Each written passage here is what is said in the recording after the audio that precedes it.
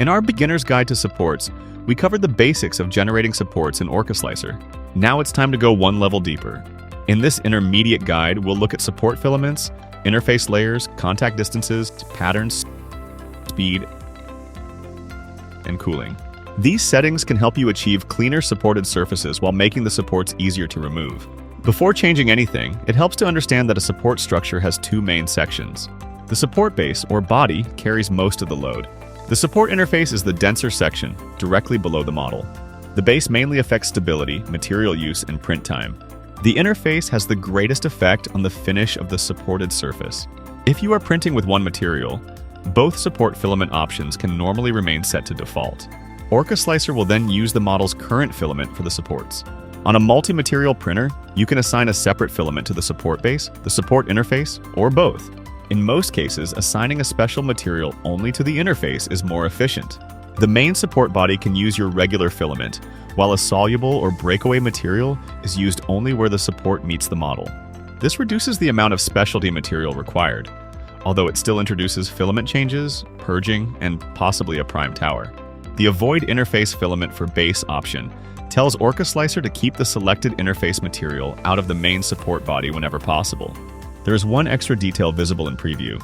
If you select two or more interface layers, OrcaSlicer normally prints one interface-shaped bonding layer using the support base filament. The layer closest to the model still uses your selected interface material. With only one interface layer, that layer is printed entirely using the interface filament. Always check that your selected materials have compatible printing temperatures and can be changed reliably by your printer. Top interface layers are placed beneath an overhang and have the biggest influence on its surface quality. Increasing the number of interface layers creates a more stable and consistent surface for the model to print over. However, it also increases print time and may make the support more difficult to remove. Bottom interface layers are used when a support structure begins on top of another part of the model. These protect that existing surface from the support body. Interface spacing controls the distance between the interface lines. A value of 0 produces a solid interface. A tighter interface generally provides better support and a smoother underside. A wider spacing uses less material and can make removal easier, but the supported surface may become rougher. The goal is not always maximum density. It is finding the lightest interface that still supports the model cleanly. You can also change the support interface pattern. The default option works well for most prints.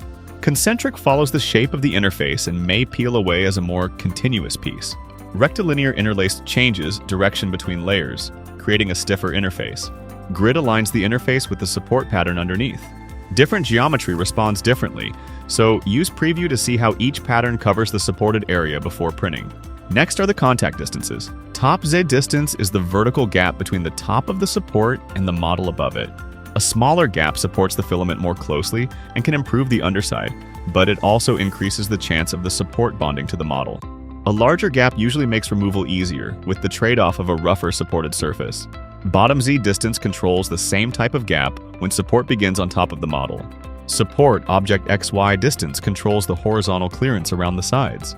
If this value is too small, support may scar or fuse to vertical walls. If it is too large, the edges of overhangs may sag. Change these distances gradually and test one adjustment at a time.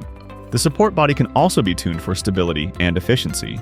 Base pattern controls how the main support is constructed, while base pattern spacing controls how far apart its lines are. Increasing the spacing reduces material and print time, but very sparse supports can become unstable, especially when they are tall or narrow. Support wall loops can add rigidity around the support structure. A value of 0 allows OrcaSlicer to determine the wall count automatically. Normal support expansion makes normal supports wider or narrower. A small expansion can help support an overhang that is not being fully covered, but excessive expansion wastes material and may make removal more difficult. Pattern angle rotates the support pattern. This can be useful when the default direction does not suit the shape of the overhang. Bridge handling works slightly differently depending on the selected support type. With normal supports, OrcaSlicer provides a Don't Support Bridges option. When enabled, Orca avoids generating support beneath areas it identifies as bridges. This can save material when your printer is already capable of handling those spans.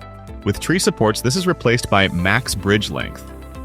This value defines how long a bridge may be before OrcaSlicer generates support beneath it.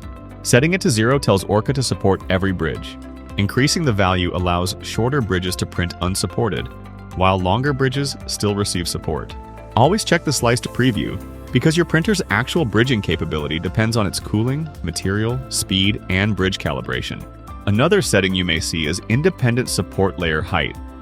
This allows support structures to use layer heights that differ from the model, which can reduce print time and provide more flexibility when creating the support gap. If you cannot find it, check your support style. OrcaSlicer hides this setting for tree default and organic supports, because those styles rely on their support layers matching the model layers. It remains available for normal supports and the Tree Slim, Tree Strong, and Tree Hybrid styles. It is also automatically disabled when a prime tower is required. Support speed affects how reliably the main structure prints. If tall or narrow supports are failing, slowing them down may improve stability. Support interface speed is separate and is normally slower. A controlled interface speed can produce more consistent lines directly beneath the model. OrcaSlicer also provides a support interface fan speed in the filament cooling settings. By default, support interface fan speed is set to -1. This means OrcaSlicer does not apply a special fan speed override, and the interface follows the filament's normal cooling settings. Setting a percentage applies that fan speed specifically while printing support interfaces. More cooling can weaken the bond between the interface and the model, making supports easier to remove, but the ideal value depends on the material. A value of 0 explicitly turns the fan off during the interface, while the initial no cooling layers will override any value entered here. Before printing, inspect the sliced model layer by layer.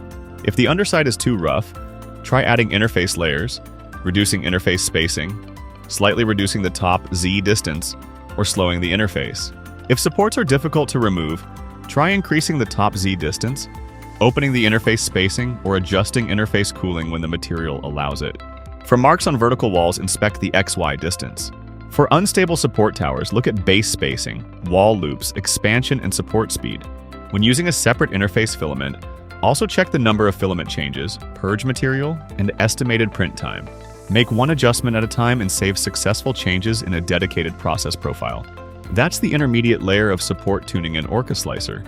In the final part, we'll move into advanced techniques, including detailed tree support controls, targeted support placement, material-specific strategies, and methods for handling especially difficult models.